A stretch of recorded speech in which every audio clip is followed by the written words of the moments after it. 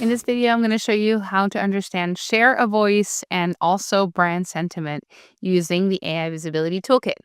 So we're going to navigate to the brand performance section in the AI Visibility Toolkit. And here I am going to enter my domain. In this case, it's notion.com. And I will click Analyze. We can look at information worldwide, US, UK, and more granularly across countries and cities and regions. I'm going to click on Worldwide at the moment in English and click on Get Started. Okay, so now we're looking at worldwide data for Notion and its set of competitors, Asana, Slack, ClickUp. And we're looking at this information for Google AI mode, but you can also choose other LLMs to look at data for this. So in terms of key metrics that we want to track and understand and take a look at, the first one that we see right here is share of voice. And this chart just shows you share of voice versus sentiment. So Notion is this little bubble right here.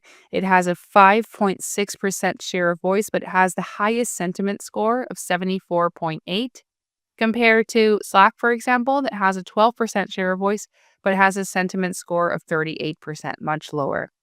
If you want to dig into sentiment more specifically for the brand that you're analyzing, you can scroll down and see here what percentage is favorable versus general. You can also take a look at share of voice broken down by by the entire competitive set. You can go deeper into each of these KPIs by looking at either the perception report or the narrative drivers. I'm going to go into the perception report. I like this report as well because it shows perception by platform for each of the competitors.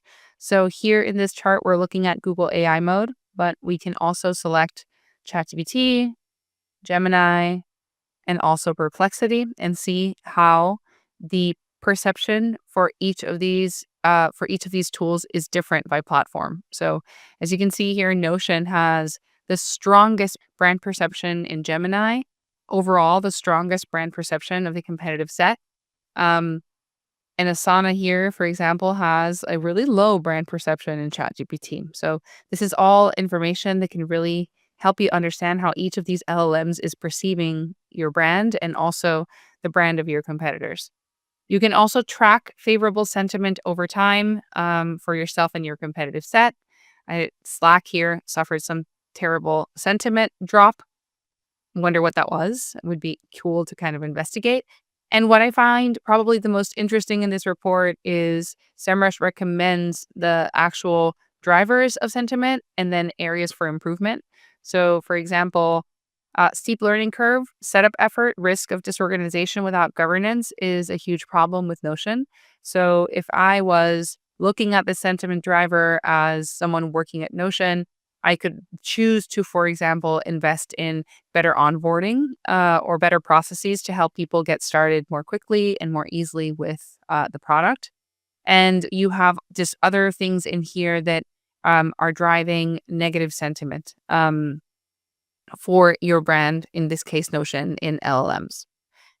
In addition to that, I definitely encourage you to explore the different strategic opportunities. These are based on LLM's output about your brand, and they're quite interesting. The recommendations are interesting and strategic. So good to also read and probably share with your leadership team. So these reports are like incredibly rich and full of data. One thing that you can do is also export them to a PDF.